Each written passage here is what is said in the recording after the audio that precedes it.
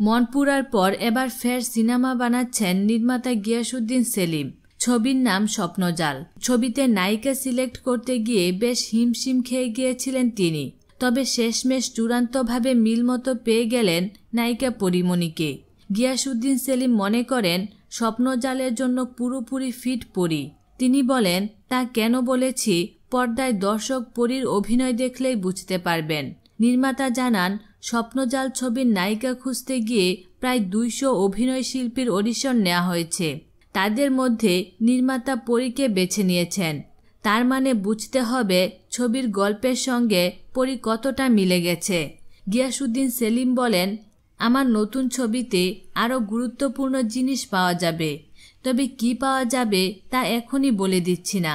ছবি নিয়ে নিজের প্রত্যাশার কথা ব্যক্ত করে বলেন, আমার একটাই চাওয়া, সবাই দলে দলে প্রেক্ষাগৃহে যাবেন, সিনেমাটি দেখবেন, খুশি এবং দুঃখ মনে বাড়ি ফিরবেন। বাড়ি এসে বন্ধু আর আপনজনদের প্রেক্ষাগৃহে পাঠাবেন।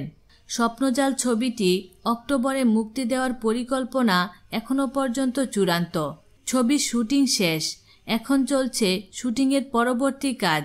গিয়াসউদ্দিন সেলিম কয়েকদিনের মধ্যে যাবেন ভারতে, সেখানে হবে আরও কিছু কাজ। স্বপ্নজাল ছবিতে পরীমণির সঙ্গে অভিনয় করেছেন নবাগত ইয়াশ রোহান।